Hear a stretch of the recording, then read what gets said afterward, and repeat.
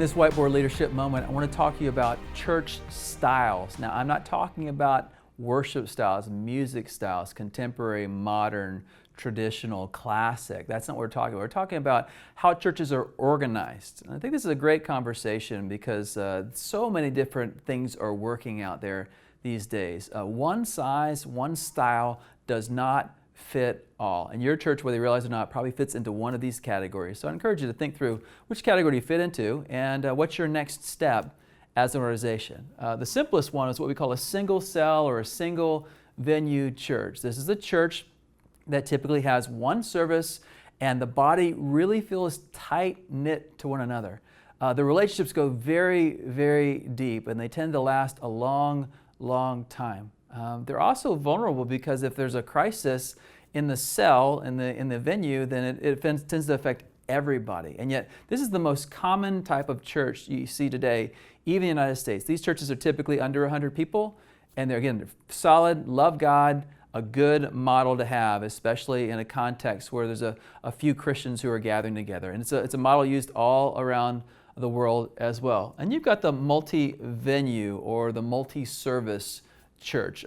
They may have a place where they've got a location that limits them, but they have one style in one service and one style in another. They may have different things that go on in the life of the church, but that typically the content of these two gatherings, these two services or these two venues, the content of the message is the same, but they may change the music. So it may be traditional in one and modern in another. I know one church that has multiple different venues on the same campus. They're all watching the same sermon on video, but their music is different and the interaction is different in those different venues. It's very effective. It's been working for 20 plus years. The next one is called multi-cell, and the most popular name for it these days is the micro church. Again, this church tends to focus on discipleship. It tends to focus on making sure that everyone is on mission. It's a very powerful tool, especially in places where buildings are not affordable. But discipleship is the main focus. Leadership development is the main focus. I know one church in Tampa that has about 200 of these cells. They actually bought a building recently so the leaders could meet together. But these cells actually never meet together. We have another church in Converge in New Jersey that has about 40 different cell groups, but they rarely come in together at common except when another church allows them to have a facility to meet in. But this is very, very popular. And what it does so well is it raises up leadership at the lowest levels. It empowers the ordinary person to help others and disciple others. And then you have the multi-site. In Converge, we have about 70 multi-site congregations. Some are very, very big and some are smaller. But the thing about the multi-site is typically there's a pastor on a screen.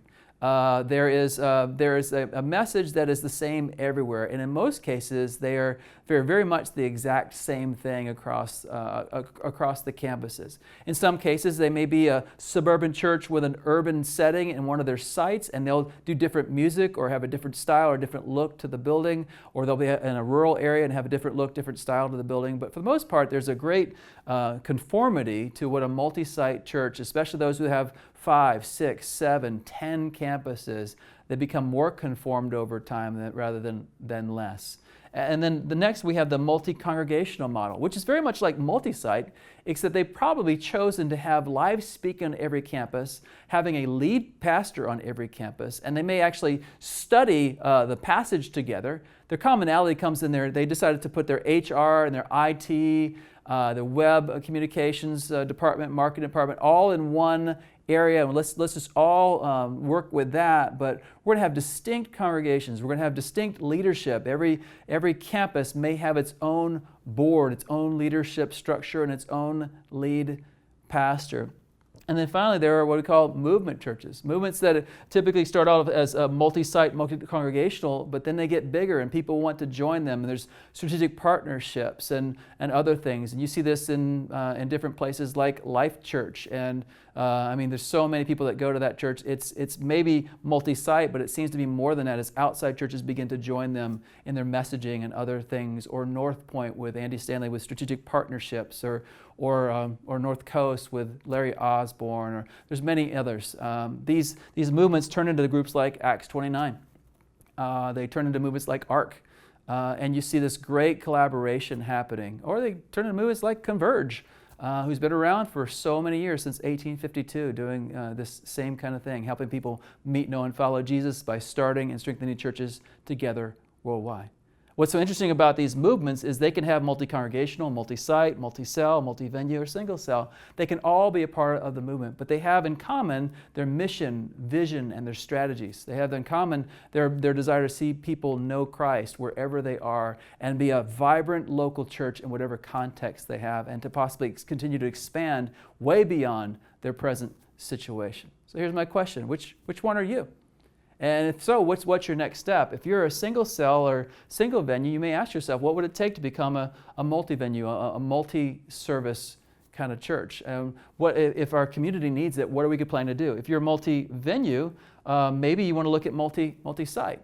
What about having venues that are not on this site that reach other parts of the city, people that wouldn't possibly come to our scenario? If you're multi-cell, just keep doing what you're doing, but you may ask yourself, are there things we need to communicate that are visual and digital that would be common? What's the commonalities that we need to move across? Multi-congregational, again, doing a great job, but ask yourself, who can we learn from? Hopefully you'll learn from all these people. There's a strength to each one of these models, and I hope that you enjoy your conversation. This has been a Converge Whiteboard Leadership Moment.